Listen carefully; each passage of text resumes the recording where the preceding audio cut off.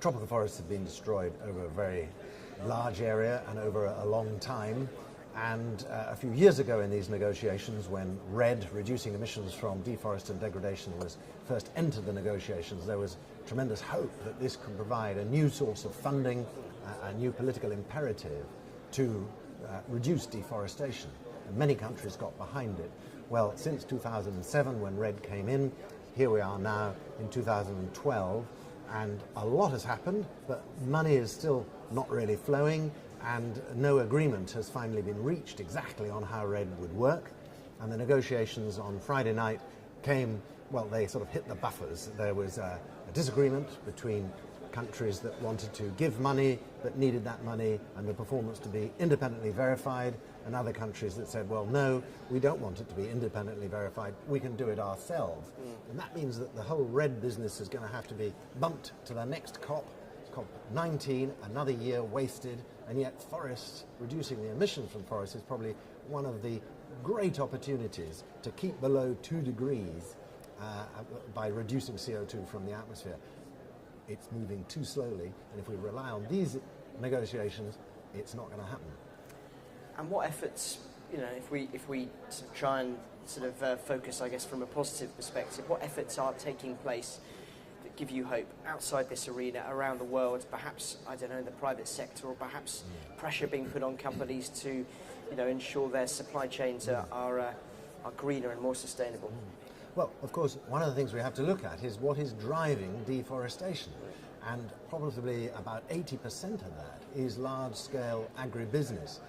This is clearing forest for land to provide beef and cattle products, soy, palm oil, to some extent biofuels, and paper and pulp.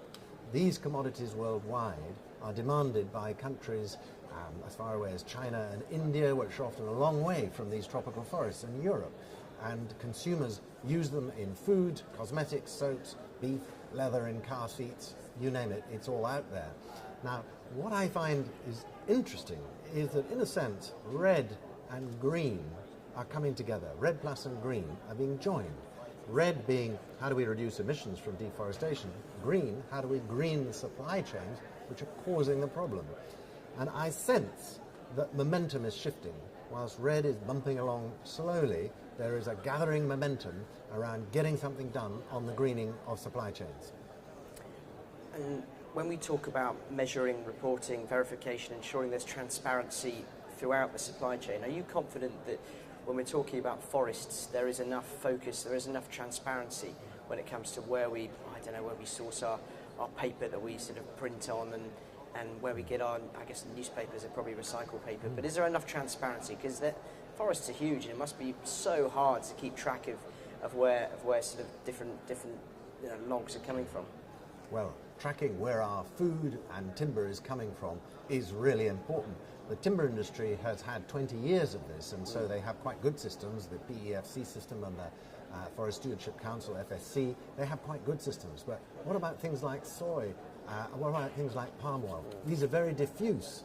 A lot of the soy coming from the Amazon goes to Europe to feed our chickens and pigs. So when you're eating a chicken or a sausage, you've got the Amazon in it, but you don't know it's there.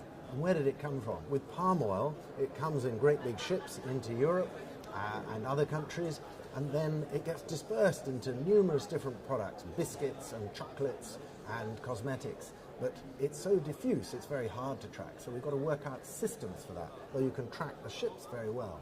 What we need to do is to be able to differentiate between what's good and what's bad. In other words, what's causing deforestation and what is sustainable.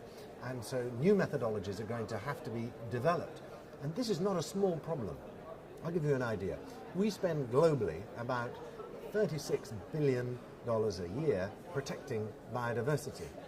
But the value of these supply chains in beef, soy and palm oil in tropical countries is $92.2 trillion. So it's a David and Goliath story. How can we here in conferences like this and then stand up and say biodiversity is really valuable against this tsunami of money that is washing around the world, destroying natural capital? But what's exciting is that momentum is shifting to the green part, because the Consumer Goods Forum in the United States, it's a global forum, not in the United States, they announced it in the United States, 400 companies said, we are going to get deforestation out of our supply chains by 2020. And 50 of them are getting on with it right away. And so we're seeing a shift towards working on the supply chains that are causing deforestation and cleaning up that act. And the good news is that maybe the private sector, with these vast companies, and remember, Walmart is bigger than Norway in terms of its economy, these companies can really make change happen perhaps more quickly than in these negotiations. We'll have to wait and see.